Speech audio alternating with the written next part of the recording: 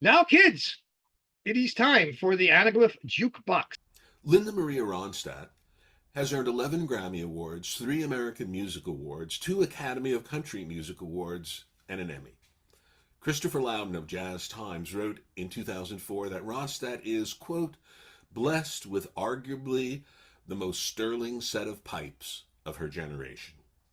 Ronstadt was inducted into the Rock and Roll Hall of Fame in April 2014. She was awarded the National Medal of Arts and Humanities that same year. In 2019, she received the Kennedy Center Honors for Lifetime Artistic Achievement. Ronstadt has lent her voice to over 120 albums, collaborating with artists in many genres, including Dolly Parton, Emmylou Harris, Bette Midler, Billy Eckstine, Frank Zappa, Carla Bley, Rosemary Clooney, Philip Glass, Warren Zevon, Graham Parsons, Neil Young, Paul Simon, Earl Scruggs, Johnny Cash, and Nelson Riddle. Take it away.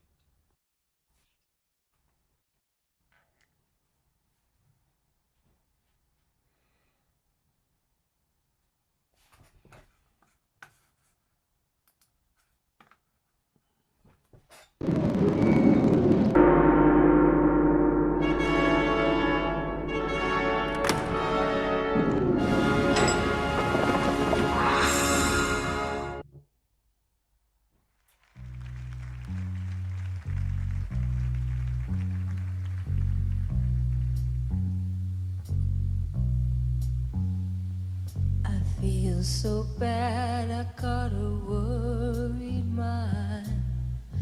I'm so lonesome all the time. Since I left my baby behind on Blue Bayou. Saving nickels, saving dimes, working till the sun don't shine, looking forward to happy times on Blue Bayou.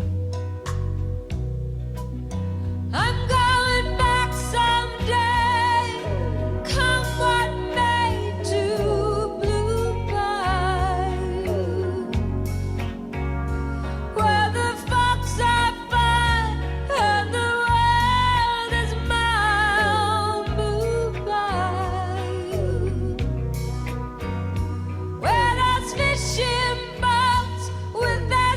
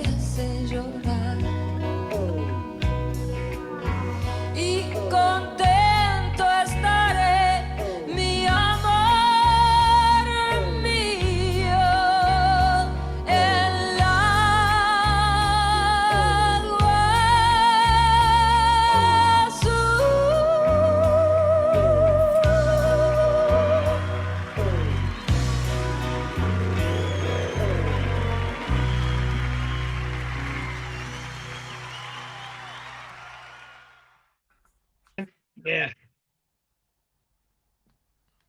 phenomenal artist that I know she was in later years she suffered a bit with I forget what she had, but she suffered a bit. But I only hope she in her life that she was half as happy as she made the rest of us. So today's guest is Thomas Koester. He worked in film and TV for over 40 years, including special video effects for Close Encounters of the Third Kind and Star Trek, the motion picture. He worked on everything from TV commercials, public television, BBC, German television. He also worked with Chicago Delmark Records, directing jazz and blues videos for DVD release. And he produced several documentaries. One about an artist named Jim Barrett that we ran several years ago in a live meeting, if I'm not mistaken. I appreciate that. And thank you, John Christopher, for suggesting we pester Koester. You know, it's an honor to have you, man. Really. And here's the big question: when you started your career, who did you actually have to bring coffee to? Because that's where the great careers start, knowing who to bring coffee. No, I don't know. I never did that. I didn't have a career. I just had an amalgamation of what happening, That sounds about right. I never had those interviews where they say, well, now how do you see this in 5 years? And nothing. Just, just That's a great life. That's a great life. It rolled naturally, Well, those are the best things. Ray Dalio, the big investor, is like billions of people. The most happiest people are the people who line up their nature with what they do in their life. More than that. No. On Close Encounters, for example, Bob Swarth was working on it, and he said, "Tom, you might be interested in this, and go talk to Doug Trumbull." So I went on Saturday afternoon, and there was this giant miniature Indiana farmland laid out, and I was looking. I said, "Oh wow!" I like, and I said, "Yeah, I like the way you're doing that." And he said, "Yeah, yeah." And he says, "Yeah," and he said, "We talked for a couple of minutes." And then he said, "Okay, here, grab that clipboard," and I just started to work on the spot. Yeah. No, best job interview I ever had. Yeah, that's fantastic. That's a wonderful opportunity to work around talented people like yourself. But that's what makes things happen. You get that magic happening. You get passionate people, and that's what creates magic every time. You can't bottle that just the way it goes. Yeah. Now, just quickly going back, 3D itself. When did you catch the bug? Oh, devil. 12 years old, 14 years, whatever it was.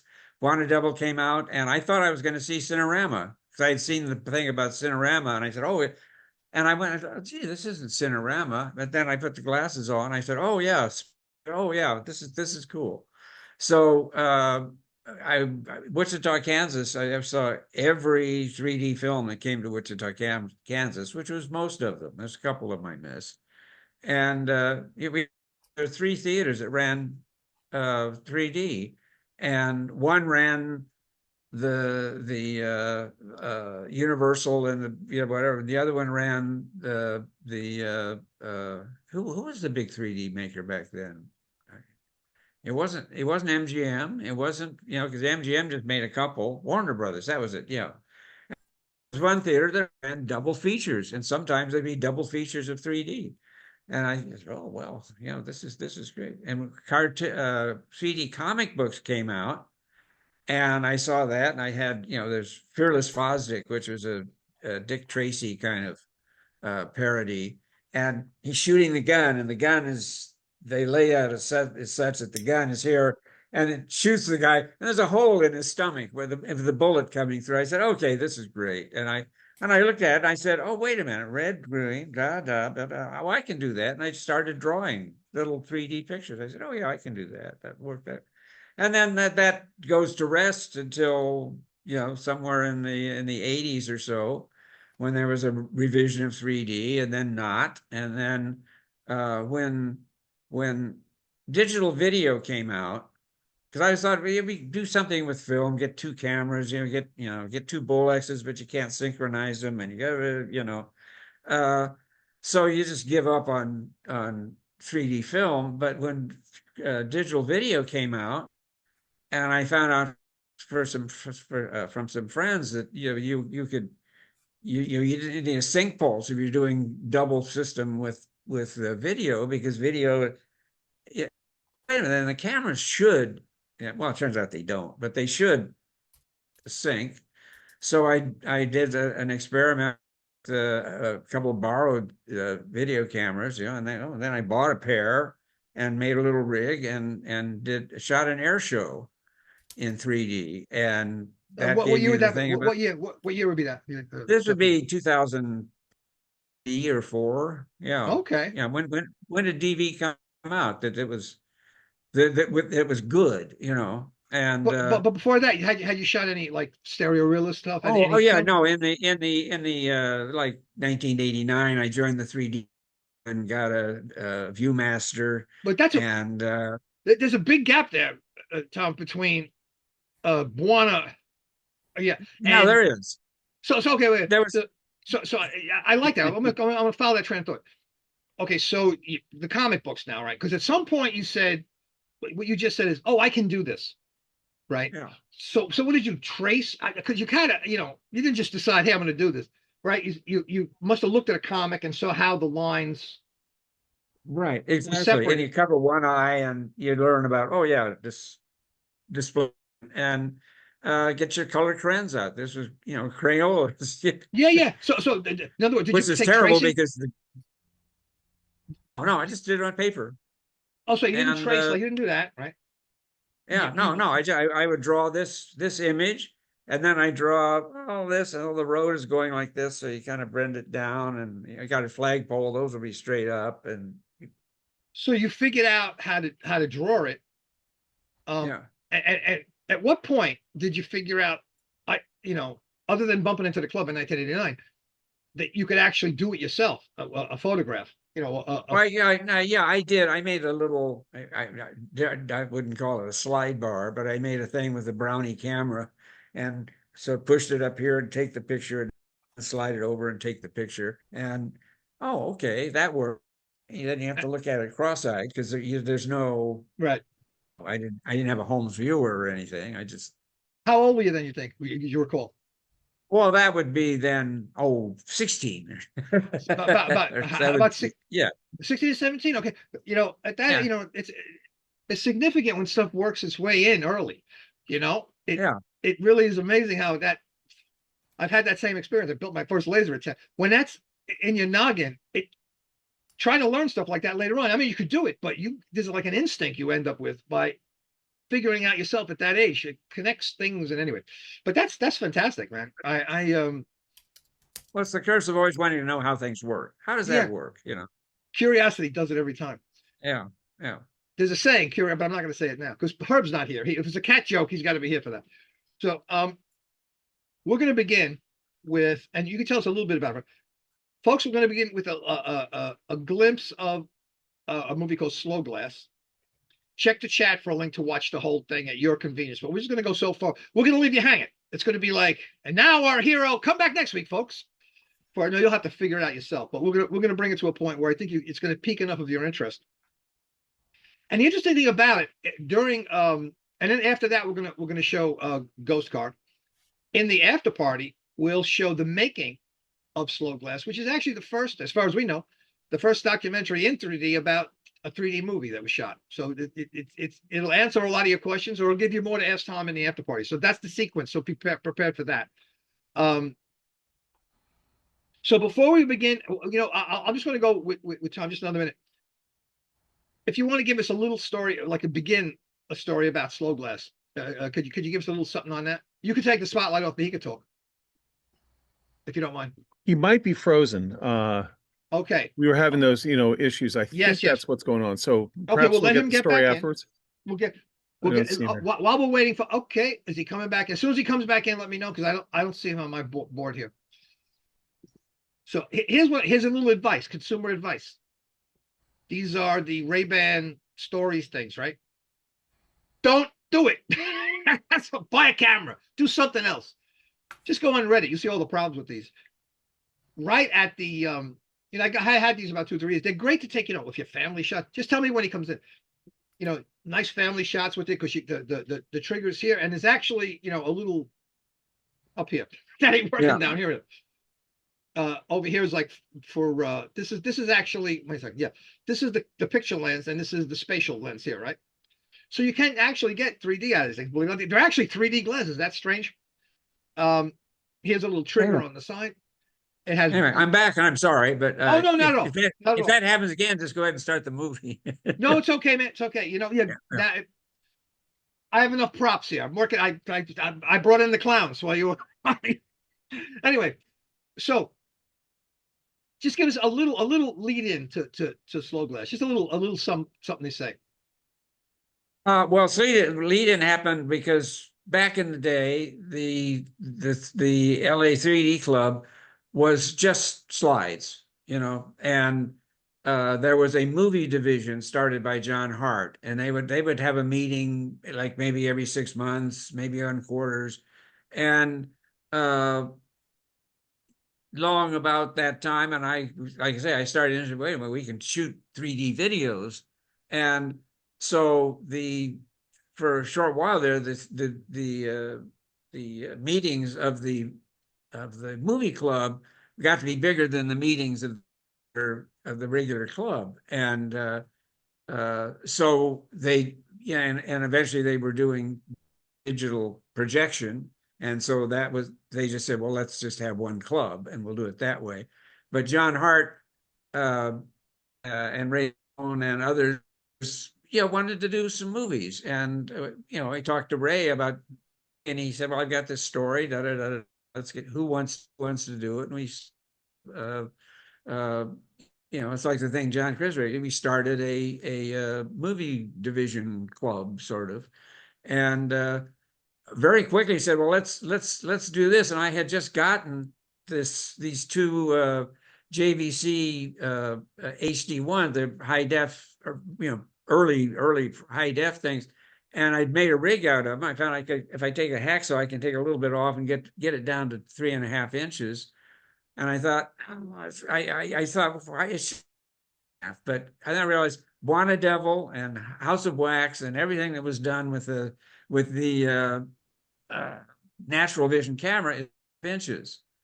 And then the other thing I'm going to figure out is, well, you got two lenses, and they're not even, you don't even know what millimeter it is. It's a motor button, and I get two images that match. So I came up with the idea from the American Photographer Manual. There's a they have, and it's in there for depth of field. The point is, with a 25 millimeter lens at such distance, what's the depth of field? But at the end, it shows you distance of the image at a given distance. Mm-hmm. So I took the distance of 3 feet average, and carried a little piece of paper in my pocket with me that read like this, because I had this is that backwards? Huh? No, we see it perfectly. That because I'm thinking in terms, okay, a 25 millimeter lens, a 50 millimeter lens is normal, 75, so you say, well, I'll shoot this, and if the lens wide open, I don't know what the focal length was, because there's no saying, but it was a little bit wider than 25. So you see that in like the opening shot with the Jeep and the car driving. But mostly I sort of picked the lens like it was a real movie, well, I'll shoot this with a 50, because you can bring things in, and two people sitting in a car, you get back and you get you don't have this face and then this one. And in 3D, that stretches the inside of the car. If you shot it with a wide angle lens, that other side of the car would be natural. So that's how I did it. And it worked out really. There's one mistake, and I don't know if we'll get to that because we're going to run part of it. But good old John Hart's close-up, when he's really explaining 3D and how he has this intense feeling about it, I shot it with a 75, and we shot back at about, I don't know, this says 10 feet to give a 3 feet image. Well, it was a little more than 10 feet, because 3 feet that's too much of a close-up, so you just back him up. But what happened is there's just a wall of trees in the background. So there's lots of vertical lineup pieces, and the depth is too much. The depth, I blew the depth budget, and it's a little bit, it's the one big mistake. And I think, had I shot with 100mm instead, I would have moved him back another 6 or 7 feet.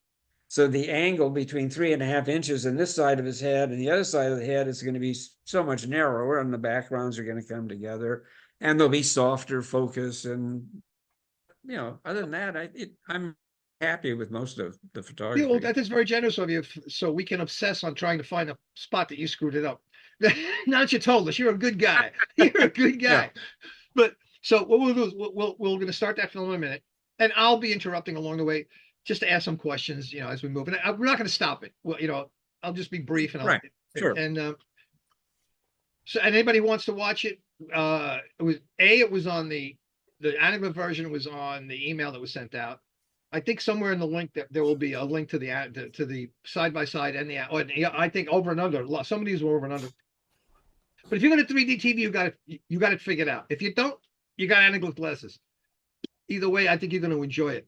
So why don't we roll it, and I'll ask some questions to you along the way.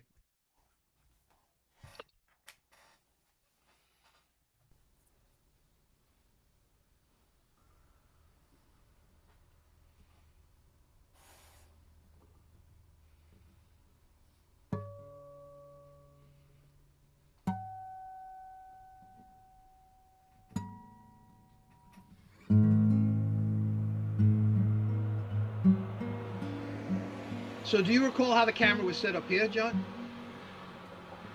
Yeah, this was probably full wide. Just set it up to full wide because up on the road to Big Bear, and at full wide the two lenses match, image size match, so we're in good shape. The guitar music, by the way, is all Ray Zone on the guitar. Leaving the village behind, we followed the heavy sweeps of the road up into the land of slow glass.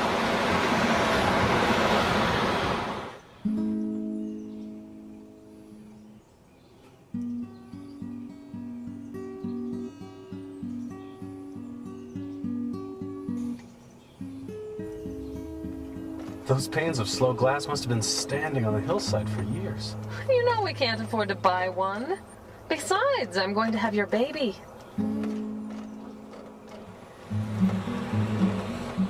So you were in the back seat there, right, John? And I mean, I'm sorry, the Tom. And yeah. Lens spacing, you have any idea? Like you kept it because it looked a little interesting, like that. That looked like okay. Now it's different. I've never seen one of the farms before. I probably adjusted the window a little bit, but Gotcha. But foreground pieces forward of the screen, I think is okay. I have a different. How many times did you have to take that? How many takes did you do to get this? This, I think, a lot of this is one take. I mean, the stuff in the car, same thing. Same stuff in the car. Well, I think we did rolling. Just keep it rolling and do a couple takes. Yeah. Look at that sign.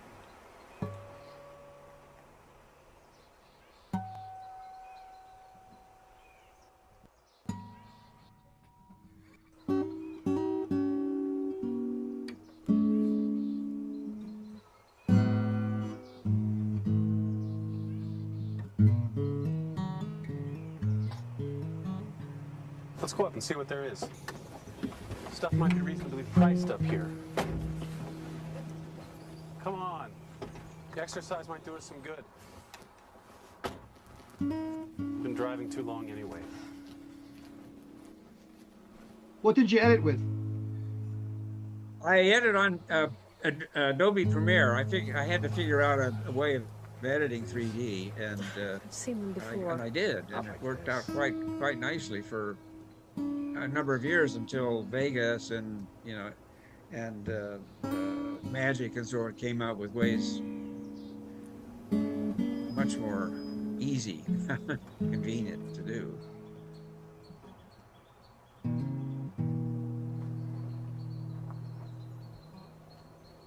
Oh, were these members of the club? So did they understand 3D? Is what I was trying to get at. I don't think so. It's two actors who were friends of Ray's.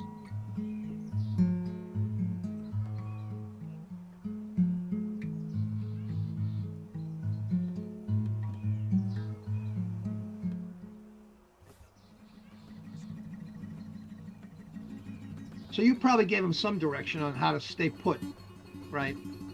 Oh yeah, yeah, Not to move closer to the, yeah. Mhm. yeah, exactly.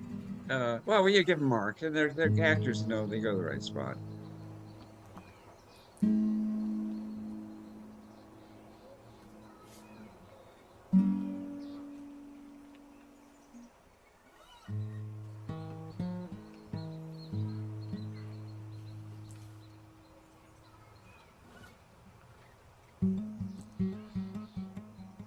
So you mostly kept stuff behind the window, right?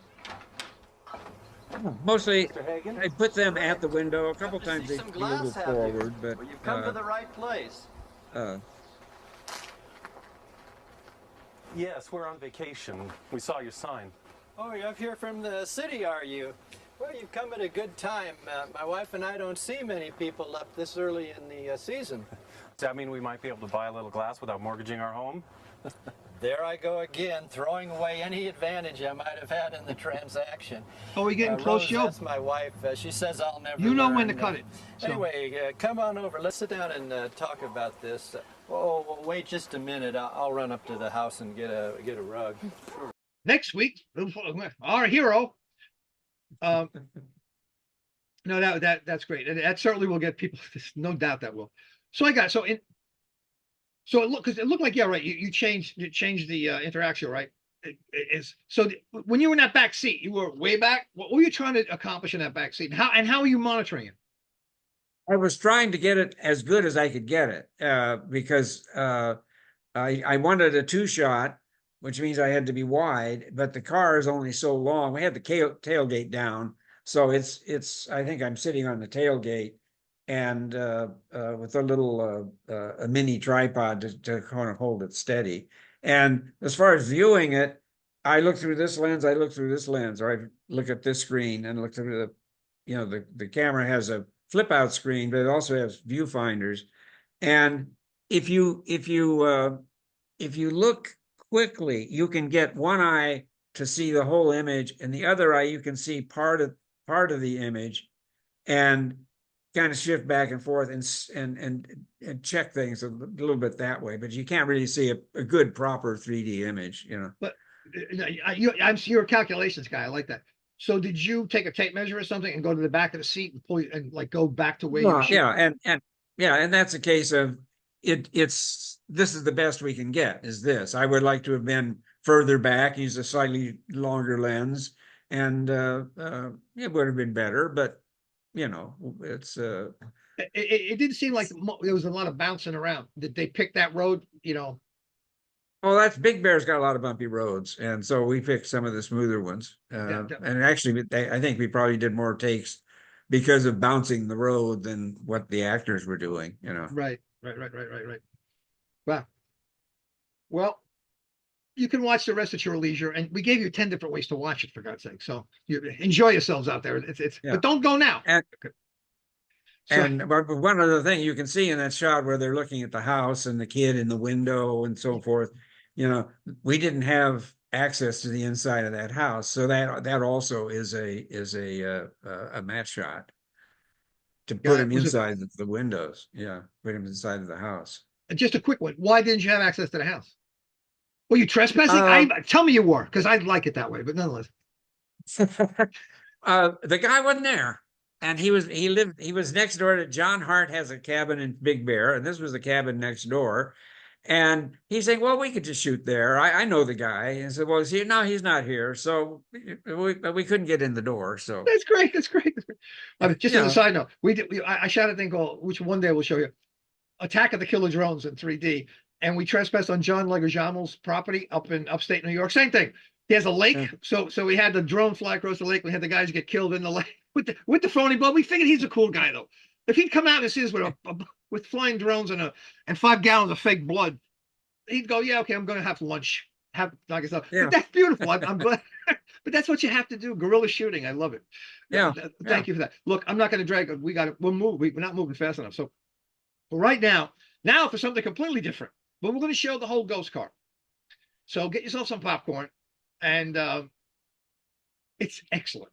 This is just, I love it. This is one of those things that got me, man. It's terrifying, actually. When you see the ending, it's the goriest thing I've ever seen. I can't even believe these guys would put something like this out. But you know, these California guys, they're bad. Fire away, Joe.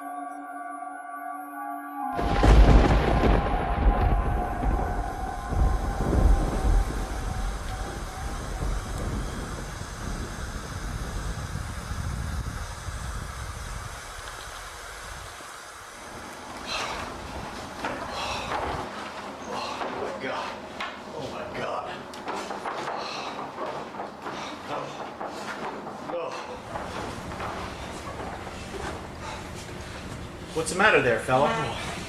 You in some kind of trouble? Must be this rain tonight. You look like you've seen a ghost. That's what it was. It was a ghost. It followed me here. Oh my God! A ghost, you say? A ghost. A devil car. Oh, no, I don't know. How about a scotch? Yeah. Double, thank you.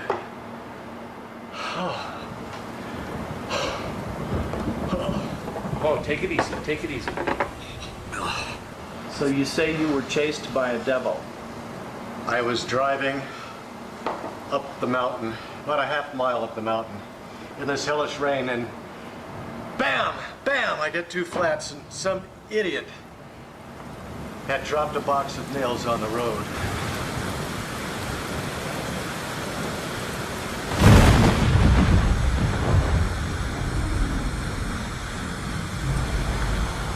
I had to resort to hitchhiking on that dark road for what seemed like hours. The 2 or 3 cars that did come my way wouldn't stop. Finally, a little white car pulled up. I jumped in as fast as I could.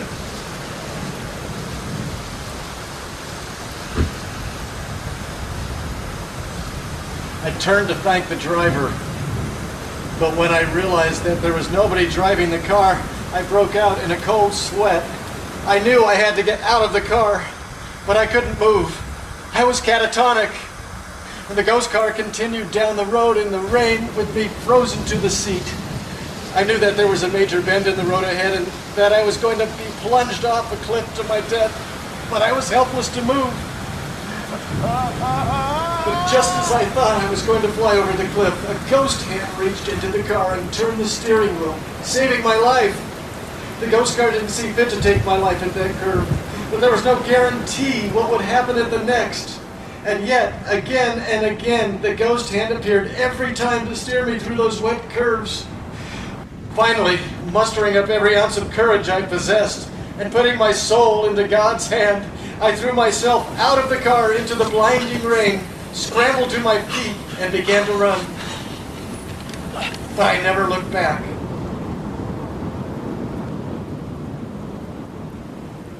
Oh my God. Are you sure you hadn't had a few? I swear on everything that's holy. I was sober as a judge. A judge!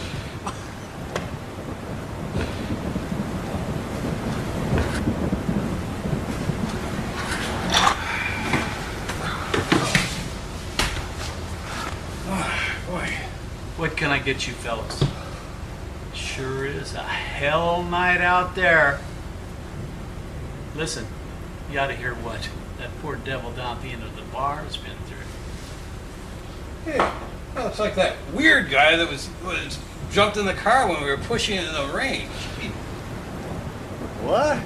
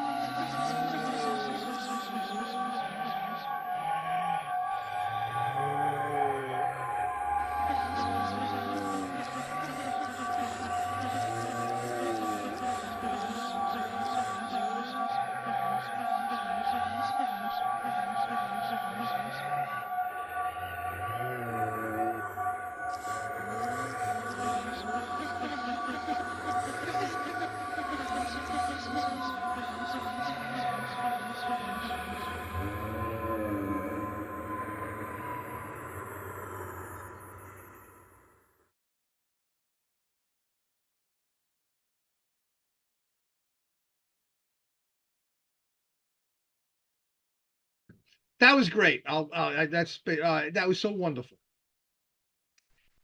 And you know what? That actor, the actor, the driver, goes to show you it was funny. It was a funny script, John. And and John Christopher had really the punchline of the whole thing. It was just it was beautiful. I laugh now that I know the punchline. I laughed through that whole thing. But that actor, Tom, you still around? Yeah. Okay, good. See if I can get you up here for a second. I'm going to remove that spotlight for now. Oh, I'm trying to. There we go. Well, I'm here. I think. Yeah, there you go. There you go. Yeah. But that was an actor, right? The guy who drove the car. Oh yeah. Mm-hmm. Yeah, man. Because he got you. You buy in.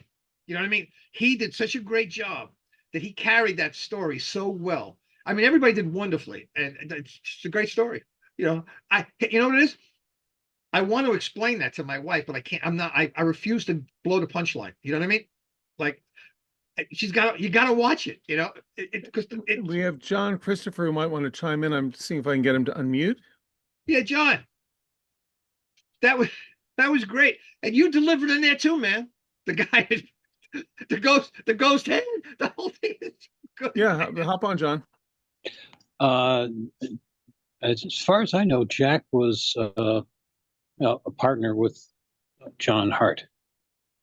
And in fact, John's wife didn't want the 3D TV at their house, so they had it at Jack's. Interesting. Wow. Yeah.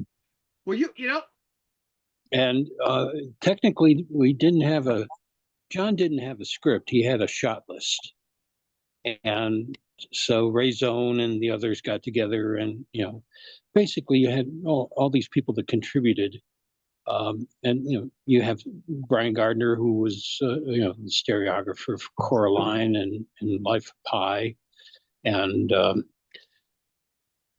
Steve Gibson, who had done all of these 80s softcore, hardcore cult films in 3D and such. So you had a combination where, ironically, the enthusiasts probably had more experience than the professionals because they'd been doing it longer. But as they say, John had always been able to just kind of wing it with the way he was doing it with the friends. And he didn't need a script, and so it's a little different. And that's what was fun actually, because editing, because okay, you can put the story together, but for example, he just says, "What happened to you?" Well, I was hitchhiking on the road. Cut to hitchhiking on the road. No. You gotta put something in there. So I zoomed in on his eyes and had the eyes, the lamps of the car. Oh yeah, beautiful. Yeah. And actually, it's so damn subtle. But when the lights first appear, they're actually behind his eyes and they move forward. But they don't get bigger, so you don't really see it. It's one of those things. It's just too damn subtle. for Yeah, and the 3D. irony is, of course, doing it in 3D, you could, if you watched the either eye in 2D, they wouldn't match with the headlights Oh yeah, right. Because one eye, because yeah, right, of course. yeah, And Yeah. now, the centering isn't the same on 2D. who thought of the Uh, special effects? Who yeah. pulled the special effects? The fog machine, the whole thing. Where'd you do that? We shot that behind Brian Gardner's house in Glendale Hills, and the fog machine and such was provided by Steve Gibson, and Steve and Arnold had just come off a full day of shooting their film that I was ghostwriter on, so they had lights in the car that we wound up using. The rain effects were just a hose coming out of Brian's garage, but we overdid it, so you couldn't tell that we were shooting on actual location. All you see is fog and rain. But essentially, the interiors were just like 4 hours at the Blue Room before they opened up, and about the same number of hours, although we waited a long time for it to get dark enough, shooting, in Glendale, and worrying about the cops constantly chasing us because we were soaking the curved road behind and people were trying to drive home. So. Listen, you were doing better than me than on my Attack of the Killer Drone, because these were all kids under 30. So I knew if the cops came, I would be thank you. I'd be the only guy, because we all rented a shot, a prop shotgun, all that shit. But yes, Now I would ask any production Tom, any production that you're afraid the cops come, I'm in. I just love that. well, you just write them into the story. I would ask Tom about the fog. I think, didn't you have to steal some fog from different parts and then have to worry about whether the 3D would still match when you were For filling example, up the the shots, fog on those scenes? the three-quarter shots of the car, they're spraying water on the car, and the side angle, I think they're doing it too. But all the foreground rain was shot separately, and they shot that against black. And I had asked that they give me some that's real close and some that's middle and some far away.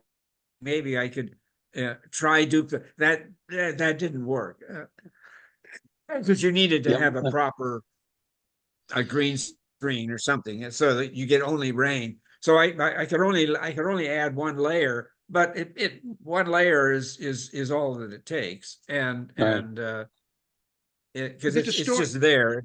It's not, But I thought that would be interesting if you had rain here, and rain here in three different places. If you had that, of course, the trick on rain is not the rain. Kind of all bludged together, No, the trick on rain is actually lighting. So you'd have to, create different lighting effects. Well, the last thing, because we're going to go on to slow car, we're going to show the making of slow car in a minute.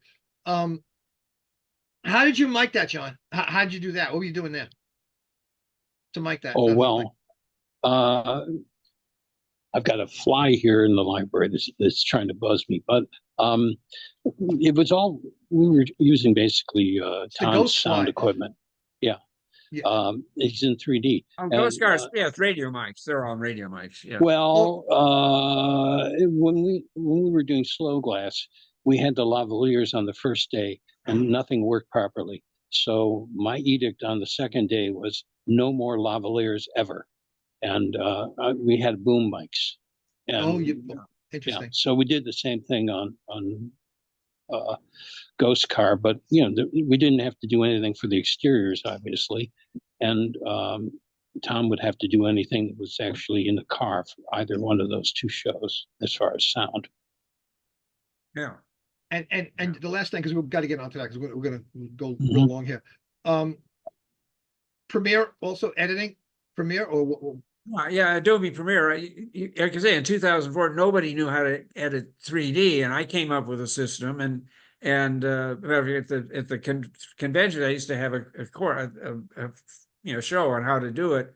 And then come, I don't know what, 2008, I'm doing my show and there's one over here about Vegas. I'm saying, wait a minute, everything I'm doing, this is all obsolete. This is last year's solution, because you can do it so in so many, so much, so much more foolproof. Let's put it that way, because I'm keeping it. I'm doing it like film editing. You've got track one is the right eye, track two is the left eye, and if you have any overlays, you've got another track one and track two, and you've got different soundtracks down here, and keeping it all in sync. Well, in film, you can see, keep it all in sync.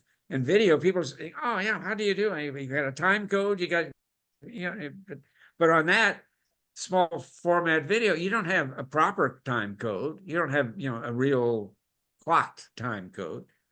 But an interesting thing about sound with 3D is because I had the one camera I had was a HD 10 because it could take XLR inputs. So John Christopher's got his mixer there, and cable goes in, and so one camera right and left are the mixer, his boom or the radio mics, whatever. The other channel is the camera mics, and you're getting this wonderful track, which you can mix in to the thing or eliminate, and so for all the things with the radio mics, it doesn't have that radio mic sound, and it was, and the car drives up, and you've got a free stereo track, or and it pulls off to the right, and the sound, it's proper, Oh, this is excellent. I think a lot of the slow glass stuff will be answered. I can't think of any other questions, but there'll probably be a few moments left if anyone wants to stick around, in the after party. So I'm going to move quickly through the caption this poll, right? Are we ready for the caption this poll? And then we'll go through into the after party, and we'll begin with the making of slow glass. So do we have the poll ready, or how are we doing with that? If you don't mind, I'm going to drink water. Yeah, it's worth my coffee. By the way, I'm not sure. Technically, we got to stop here, right? No, go ahead, Tom. Go ahead. This is almost the 18th anniversary of our first meeting of the 3D Video Task Force. That was on April 28th, and so like 2 weeks later, we were shooting Ghost Car, and 2 weeks after that, we had it. At least a rough edit that was out for people to see. Well, on several ways you did. Well, here's the thing. When I shot, I had all kids. Nobody knew how to shoot 3D. So you had a bit of an advantage over me. But when you see Attack of the Killer Drones, you will see how big an advantage you had over me. But I'm still proud of the work we did. But yeah, it's a lot of fun to do it that way. I mean, the guerrilla shooting is delightful. And all those experienced people really pays off, because man, that's it. It was great. Is Jim still around? Do we have? Oh yeah. Well, let's see. Yeah, I don't think we did a poll. I think we were too wrapped up in the wonderful movies. Okay. No poll. That's fine. Okay, no, we do. Oh, we do. I'm sorry. We do Yes. have it. I beg your pardon. I'm sorry. I was looking through the chat because I personally was so wrapped up in the movies, I wasn't paying attention to anything else. I don't blame you. I don't blame you. All right, and we I can actually show the image if we don't have it. Is it part of the poll when we show it? Because people often ask, well, how, I want to see the image that the captions went to if you weren't on earlier. It was dying to have captions written to it. That's the image for those of us who were there. Thanks very much, Jay. And would you like me to read a couple of the winners? Please. Yes. All right, and this, I think, was the first entry, and I knew we were done for the day. David Ledoux. Okay, you win, Mr. Devil. The TV cartel will stop making 3D TVs. Can I have my soul back? Excellent. Coming in second is me with a rare behind-the-scenes glimpse at how the Fuji W3 user guide was written. We've all wondered about that. Excellent. In third place is Jay Husnetz. Yes, it is worth my soul to make red on right the ANAGLYPH glasses standard. Now that's scary. It's the scariest thing all day today. Andrei Jablonski. Will you stop shaking my desk? Mike Schoenborn. 2 bowls gruel, a large lamb shank with lemon, smaller plums, and a Diet Coke to go. Lee Pratt, this image has quite a tale. Harold Bays, I specifically asked for a scribe, not a scribble. Peter Sinclair, You don't need to write a prompt for us to move. That won't be invented for 400 more years. See, I'll tell you, these were golden captions. Michael Caine, have you not finished the second half of the Bible yet? John Christopher, the devil wears prayers clothes, 3D. And I think we even still have more, believe it or not. Michael Caine, pull the tail and I will smudge. Lee Pratt, okay, I will buy this handicap walker from you. And we're down to the 0 votes, but they're still worth reading. Michael Caine, take this letter to God. John Chu, leave the classics alone. Anyway, thanks everyone. Thank you, Jay, for running the poll, getting all that working. A lot to do while we're also having a film festival here. There's 2 guys who were talking while I was watching the movie. It was really something. But anyway, We have a tie, but we don't have poll. Yeah, we don't have Paul for the hypersonic digital dart. oh, sorry about that. All right, That's all right. We next week you'll the be honor goes to all our entries because they were fabulous. Thanks everyone. brilliant. I kid you not. I'm always amazed at that. And we're going to continue that on the cable show. You'll see how we're going to manage that. But anyway, you know what? Rather than go through the transition, let's just keep going. And this way, This will kind of technically be the after party, and then we'll Yeah, we this have will this technically making be of documentary. Right? now we're in the after party. So right now we're going to show. It's going to, so get comfortable because it's going to take a little time because this is a bit long, but you'll get a real great idea of how the movie that you haven't seen yet it was made, which is really going to be fun. So we left you with a cliffhanger, but we're going to give you some background information so you're going to enjoy it even more when you find a way to watch it, the actual slow glass. So I'm just going to be quiet, likely for most of this, Tom. I may open my mouth. You never know. Oh, Yes. I'm Nicole. And I'm Doug. So you came up from Chino Hills. Chino Hills just to be in this movie. Just to be in this movie. And to be to up have here. some wine.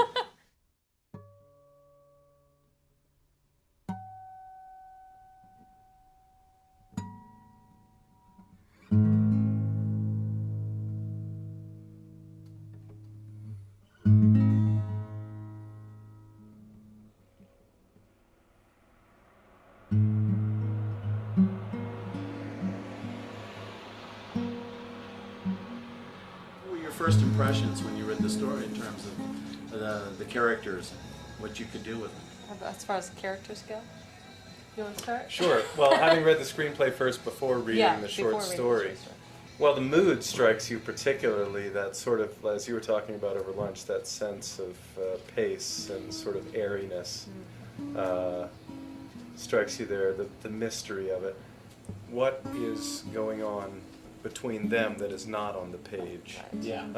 What is the motivation to get the slow glass, to come up here, to get away? Which, reading the story, then I get a lot more of that from that.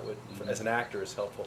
But even then, still intriguing because it's never really discussed about, even in the short story, why the slow glass is intriguing to Garland.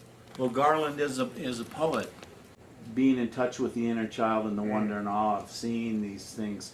And then a kind of knowingness that this may be the key to fixing things in the marriage and making some kind of turnaround almost intuitively happen. Or I feel like my character is completely against that, dragged along basically, wanting to remain angry about it, how people they want to hold on to that anger, like you were saying. They don't want to move forward because they're more comfortable with just being upset.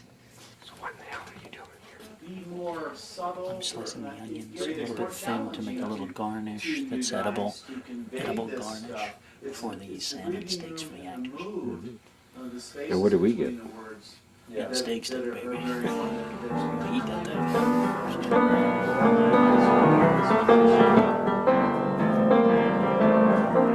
The boogie woogie stylings of racing.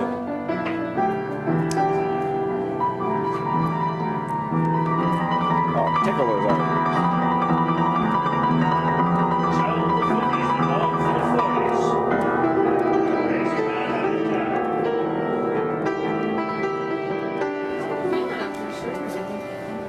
That was wrecked for a very long time. You're just having scaling of fences next door, and you guys are going to have to do that. I don't know what they were thinking. I don't know what they were thinking.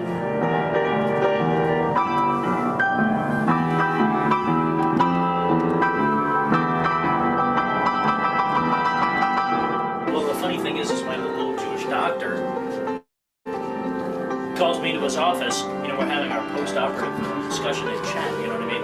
And next thing you know, he's beaming, looking at my stitches and whatnot. He runs out the door is wide open. All the people are seeing me buck naked in my Johnny. And he runs down to get his partner, who assisted with the surgery, and brings me back in. Look, isn't that the best thing you've ever seen?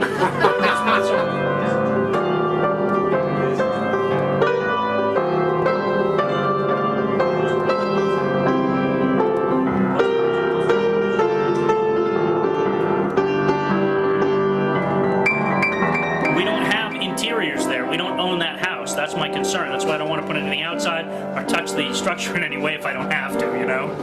And we're gonna use one of John's windows to double and just stay inside that size of frame and replicate the distance to lens and height from the ground and all of that stuff. This project initially appealed to me because it's a dramatic vehicle. It's about emotion with a strong humanity. The 3D effects, which are visible not just in the cinematography itself, but in the slow glass panels, are subtle in that they reinforce the story. They complete the story in a very interesting way. I like the idea that the slow glass in a 2D movie, it'll work, but in a 3D movie, the slow glass is going to be more real. And because you look into this and it's like looking through a window. It's not like looking at a glass. It's not like looking at a picture. It's like looking at a window, looking actually through a window. Well, the only way you can look through a window is in 3D. So for the purposes of this piece, let us pretend that the car is here. Doug and Nicole will enter into the space and be looking around. Imagine in your mind, if you will, after lunch there will be all these little blue... Tom, were you using the same camera rig? When that Ray JVC was thing? first attempting a short film with the club, he was trying to do everything by himself. Well, it seems to me that the best thing I could do is offer Ray my help to help him keep things organized. So the goal was to be able to make it so that I could work as an intermediary to go running around and telling people what Ray needed when Ray didn't have the time to talk to everybody directly himself. Let's go up and see what there is, Ray. Yeah. The making of is shot with the TV. You seem real pro at it. Have you done that before? I've produced and directed a number of educational films and then moved into the union film world, and I've been trucking around on big jobs a lot. So even though I haven't been in charge, I've been able to watch some of the best people in the world do it, and I learned a lot from them. And have you turn and reveal John on the porch. So John, that's going to be you on the porch. This is John Hart, who is our SCSC 3D movie division director. He is required in slow glass to really convey a range of emotions and some heartbreakingly genuine revelations. What are your thoughts individually? What are your thoughts about the two readings that we've done so far? I agree to find some texture, find some variance. I'm eager to do it again. Well, the table reading was good preparation for the taping that would be done the next day. When you say the pleasure was mine, it says with formality. Right. That could almost be very grave, or some kind of reading that conveys.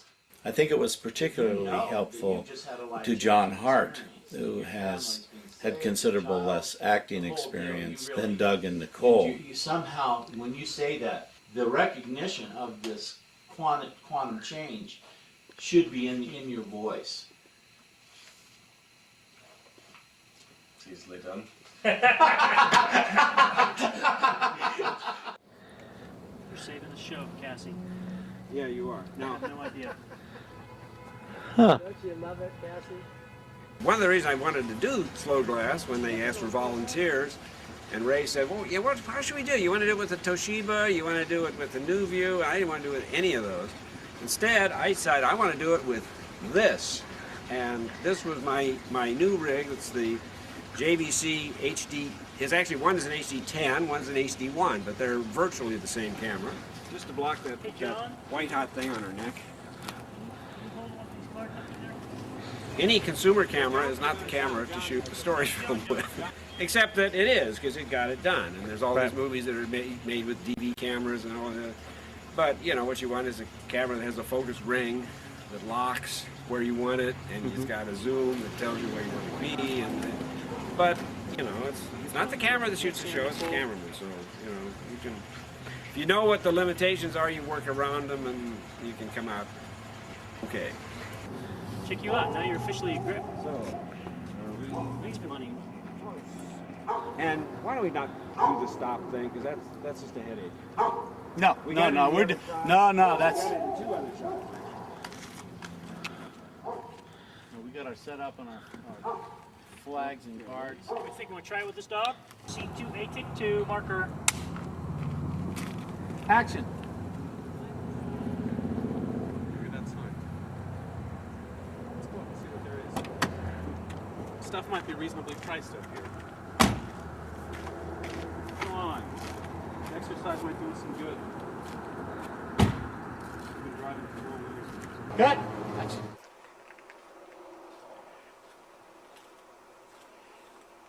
Blue screen matte photography, normally carried out under carefully controlled studio conditions, create a lot of problems when shot under the capricious lighting conditions found in nature. The special effects needed for Slow Glass were done by 3 geniuses and 1 smart guy. First, Brian Gardner, who took many of the most problematic blue screen shots and made flawlessly perfect 3D slow glass panels.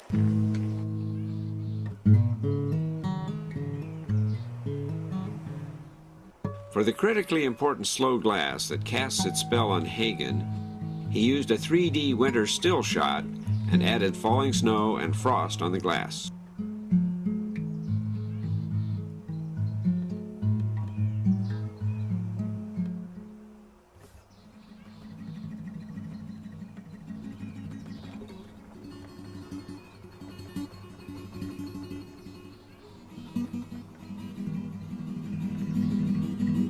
Second, Bernard Mendelburu, who created the opening title which echoes the look, mood, and tone of the film.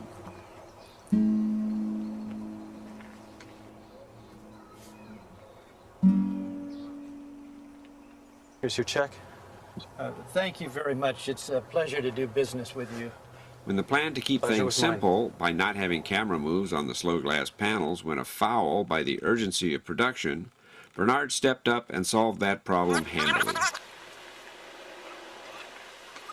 Pleasure was mine.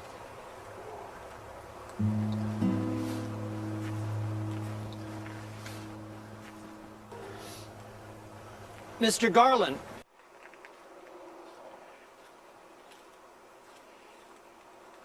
Third, Sean Israelite, who created the grand SCSC Movie Division logo and many of the slow glass panels.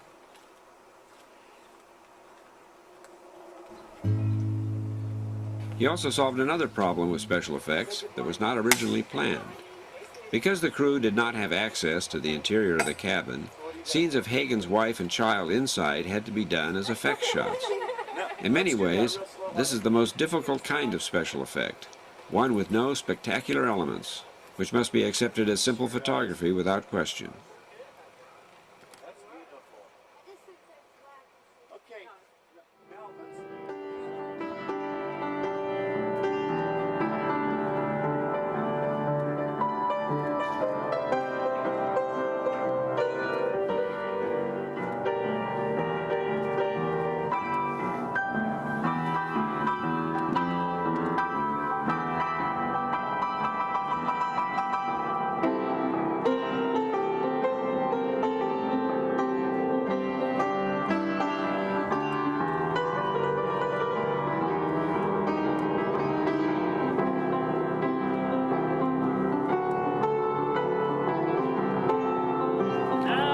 That's a wrap, ladies and gentlemen.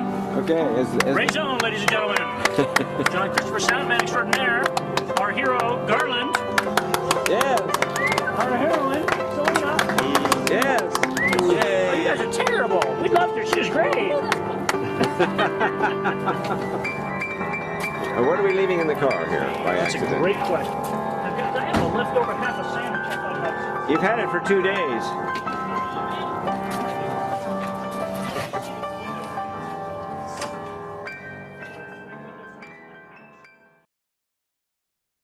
That was great. That was great, man.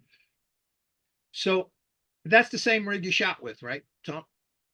That rig we saw. Yeah, but the making of was actually shot with a DV rig. It was a pair of these Panasonic that they had done pre high def stuff with, and it was a nice little package about this big. You could handhold it very nicely, and it had it was a 3-chip camera back when chips, right, before the what do they call it now, the EOS chips or whatever they're called, but these were SSD chips, I think they were. And you have 3 chips, one for each color, and having a 3-chip camera in a DV camera was a big deal, So then they're very good. They hold up very well against the other cutting back and forth. Do you still have all that stuff? Yeah, it's been some of those same cameras I've used on the Delmark jazz and blues sessions in the clubs, because you can hide one. You can have a set mic here for the drummer, and it's sitting here on a stand, and nobody even knows what it is. It's just sitting there. Yeah. So it's a precursor to that, whatever that little one is that's GoPro, sort of. How long from concept to actually shooting? How long did that take? What, for Slow Glass? Yeah. Slow Glass was I think we talked to Ray, and we kind of assembled it one week, and we shot the following week, and I shot some tests to make sure a few things would work, because that was the very first thing I shot with those JVCs, and glad it worked. Glad it worked. Yeah. I mean, that was JVCs. It was a really nice camera in a lot of ways, and it was a really stupid camera in others because of what JVC did. I mean, they didn't give you. They gave you. You could control the f-stop if you wanted, but if you control the f-stop, it changed the shutter speed. Oh, that's nice, and what was the other one? Well, actually, they did a good thing with the audio on the 10, because you could plug it in and you could choose mic and line, and you had a little bit of overriding control, but it's one of these that wants to be totally automatic camera and autofocus, and it's hard to focus if you're doing it manually. There's a couple shots where I said I don't want autofocus because it's going to focus on the background. I try, but you can't. And on those cameras, you just can't. You don't have a nice monitor to typically check the focus. Since we're actually in after party territory, could somebody just allow them to unmute if they want to ask questions? You can ask questions at Tom now. I think I'm pretty much we'll do. Thank you very much, sir.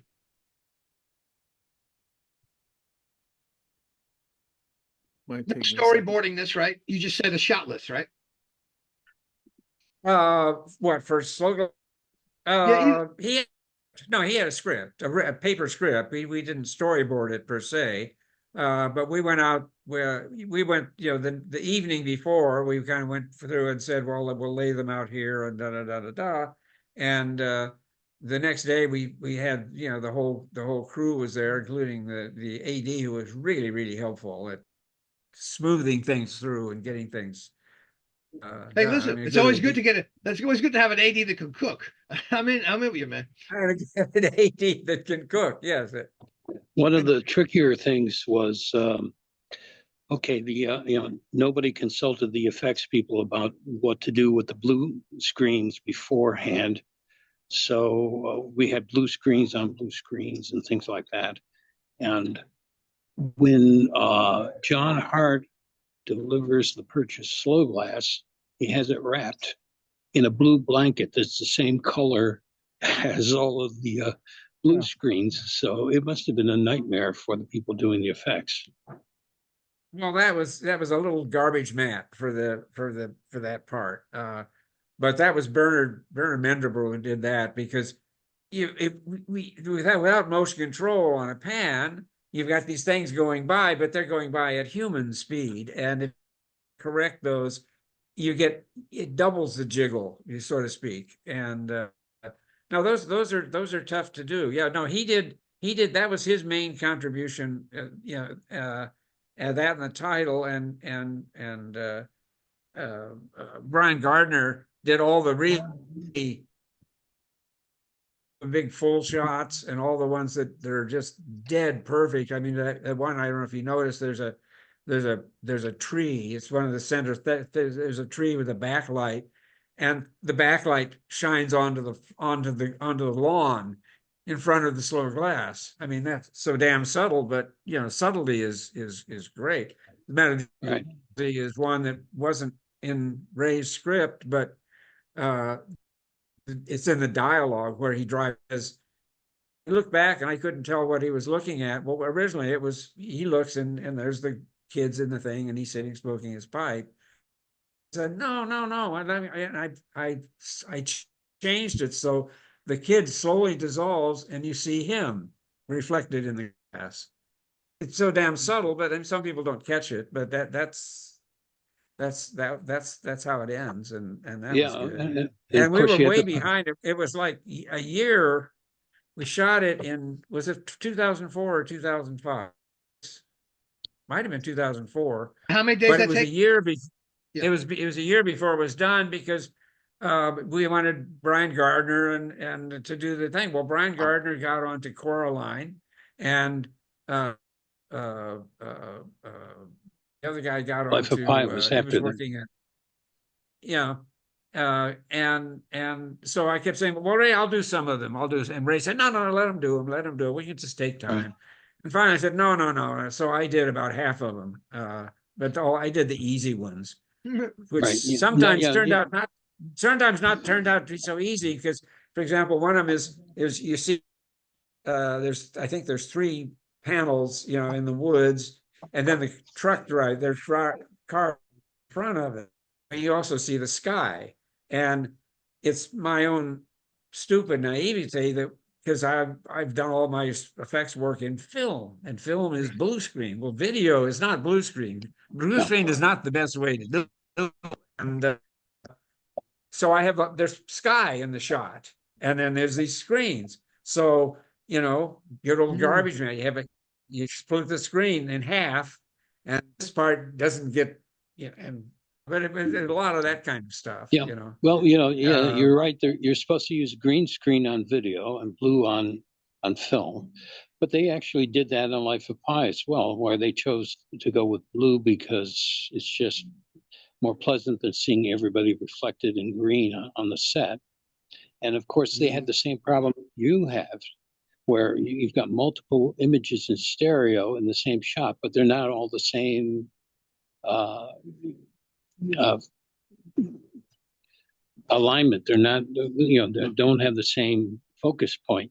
And so how are you going to accommodate multiple? And of course the way we did that is you took we went to Griffith Park and we went to Marina and we shot all these things. Mm-hmm.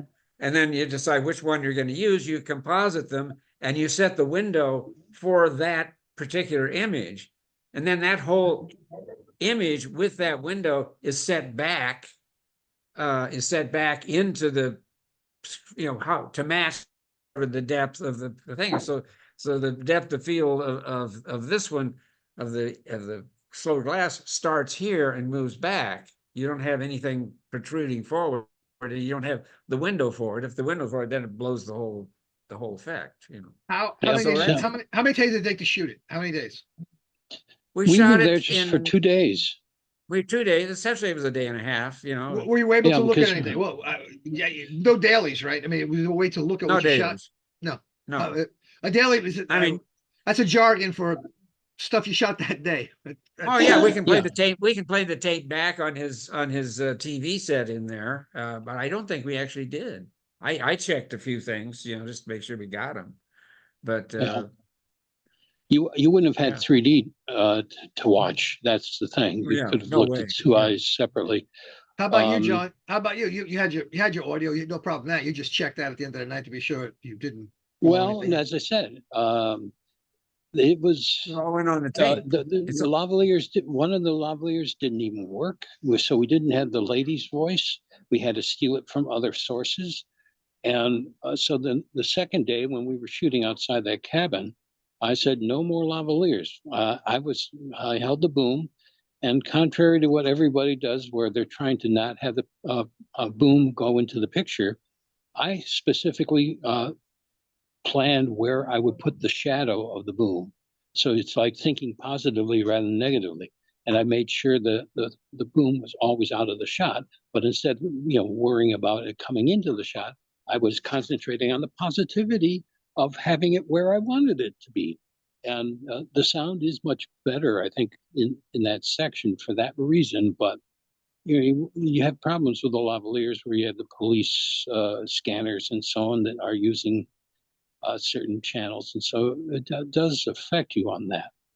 Now, as far as the blue screen on that house, again, Ray was a fan of foreign auteur, so he was like an auteur saying, "Oh, well, I don't like this cabin. We're going to use the one next door," and of which we had no permission to do.